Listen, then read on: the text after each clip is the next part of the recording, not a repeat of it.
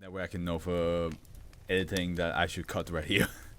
I will not do that for all the other videos, just for right now because I already started the timer. Alright, let's get started, shall we? The family photo album is our first SCP. Also, let me ask if Nuke will join. Yeah, joining stream. And let's get started. Safe. With 138 rating. Items should be pretty short. Items should be kept in an airtight container to prevent damage by exposure or pests. Researchers and subjects handling the object are required to wear protective gloves. Research staff are permitted to examine copies of the photographs contained in SCP-1890 as the former have proven non-anomalous. Good news, everything today seems pretty short or mid-sized. Okay. Which means we will reach a milestone for tomorrow much earlier than I expected. SCP-1890 is currently stored with the other Bonifair family artifacts at Research Sector 09. Bad news, Twitch is kind of glitching for me. That's because it does say... Wait, hold on a minute. The fucking chat text box is white again. I do have... The bitrate on my side is good. It's on set up to excellent, so it shouldn't be me. Which I'm grateful for, because like it did say like bitrate bad sometimes. Maybe we start the Twitch stream for you on your side and lower the quality down to 720. Maybe that helps. So what is the Bonifair family artifacts? See SCP-1896, which we'll get to today, and SCP-1928, which we'll get to in like 3 weeks. Research cross-testing of these objects is no longer permitted. SCP-1890 is a small photo album that appears to date from the late 19th century, well preserved but showing signs of age. I try if it gets too bad. Okay. The leather cover is printed with the word photographs, and the flip side has been clumsily hand-engraved with Bonifair in large capitals. The number of pages in the album varies between 13 and 16. The pages missing are additional are always blank. However, and the album always contains the same 26 photographs. These photographs cannot be removed without damaging the album, but nevertheless appear in a different order every time the album is opened. Oh, there are 26 alphabet letters, right? There are 26 letters in the alphabet is what I wanted to say.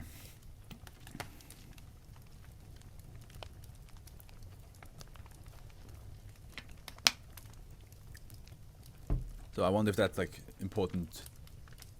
If that's just a coincidence or not. Despite being labeled as a family photo album, the photographs depict individuals of various ethnicities. The majority are African American, followed by Caucasian and mixed race individuals clothed in the contemporary style of the Seminoles. Subject are posed in solitary portraits and with family members and or personal possession. Goddamn. 19 notations have been made in ink on several pages. The notes are in American English, simply shorthand indicating family names, places, and locations. While the arrangement of photo shifts frequently, the position of the notations do not. For this reason, numerous photos have shared the same label. For example, photos of 10 different young men have appeared over the label Junior. Deducing the original placement of photos and labels is impossible. None of the names or individuals in the photographs have been identified in archival documents or historical records of any kind, despite geographical and architectural details suggesting that the photos were originally taken between 1890 and 1928 in Belgrade and Key, Florida. Wait a minute. The fact that the photographs have been taken in 1890, which is the SCP number that we have right now, and 1928, which is an SCP that is connected to this, is interesting. Muy interesante. Direct examination of the contents of the of SCP-1890 for a prolonged period of time will result in symptoms reminiscent of prosopagnosia. I'm a bit dumb, so I need to look up what that actually is. Not pronunciation, meaning.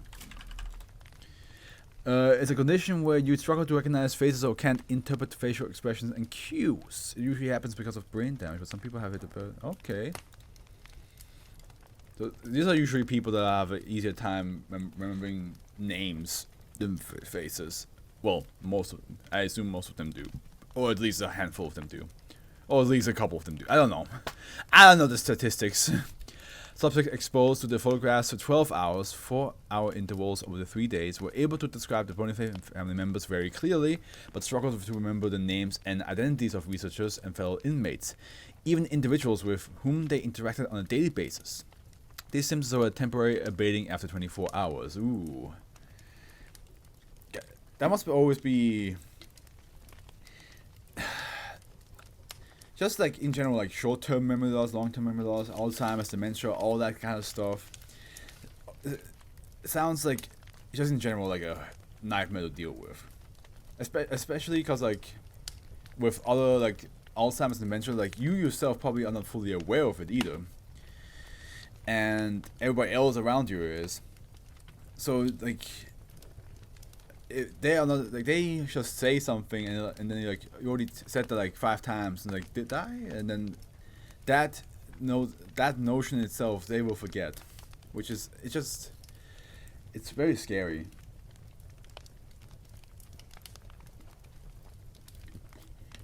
Because I feel like remembering like memories of things is the most valuable I don't even know what to call it, like, but it's the most valuable resource for us humans, I would say. Yes, money, of course. People make big deal of money because it is what makes how our system works. But I feel like being able to remember things, or be able to remember, or just have memories of things, that is what makes you, right? Your experience, your memories, what you felt and what you've done in life, and forgetting those experiences, those people that you've been living life with, it's robbing you of your identity, and you just become this like, basically like this shell of a former self, right? Like it's just like, you still have bits and pieces there, but you're not fully there anymore. It's very sad. I hope that when I'm 80 that I can still remember things as well as I do nowadays.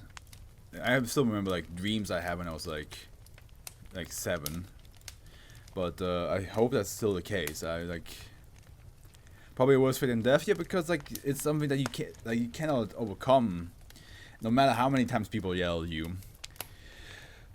You exist, but you're in a loop.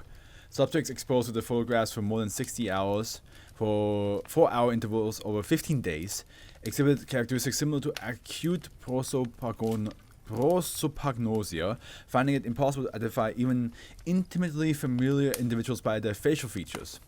Conversely, subjects demonstrate a flawless ability to recall the details of all 26 Bonifair photographs, describing specifics like the shapes or species of trees, the numbers of buttons on a coat, or new teeth in an infant's mouth. One subject who demonstrated notably poor retentive memory prior to testing was able to recreate the intricate beadwork patterns on a woman's scarf with pencil and paper without any visual reference. So basically, like you just have like a stronger memory of the photos than people around you. Okay, it's just like it turns your brain off for everything around you. You have extreme tunnel vision. In subjects exposed for more than 60 total hours, the contents of SCP-1890 cognitive abnormalities persisted for up to 3 weeks. 80 hours of exposure resulted in 1 month of abnormal cognitive functions. All subjects tested eventually regained their original cognitive capabilities without any marked damage or improvement. Acutely affected subjects, defined as individuals exposed to the photographs on a daily basis for more than 60 hours, have displayed a persisting fascination with the Bonifair, speculating on pastimes, personalities, and relationships. So they just get like really infatuated with the Bonifair family, nothing else. Bonifair is a goofy name for bro. Like that isn't even like that isn't even real name.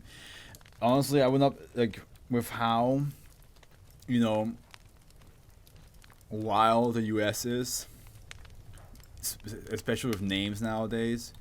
I wouldn't be surprised if there's a Bonifair family, especially, or if there was one, especially like in the Western times. Oh yeah, this right here, his name is Marcus Bonifair. This known for dual wielding 2 rifles at once. The fastest cowboy in the West, something like that, you know. Like I wouldn't be surprised if like there was a person named Bonifair back in the day.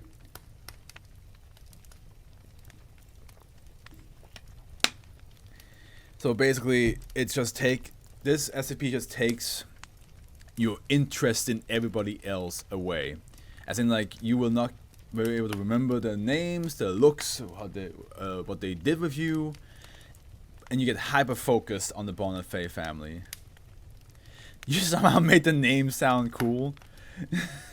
I think it's because all you gotta do is add just a southern accent to it, right? Like just have to talk like a cowboy and just be like, you know, well, I heard that the Bonifairs are back in town. You know, like just. And somebody just keeps like, oh my, not the Bonifairs. We haven't seen them in years. I heard that one of them Bonifairs once fought against the whole city. Yeah, you know, that's all you gotta do. Just give them like a fucking fistful of dollars backstory. And next thing you know, you're like, yeah, you know what? Maybe the Bonifairs are not that. Maybe that name is not that bad.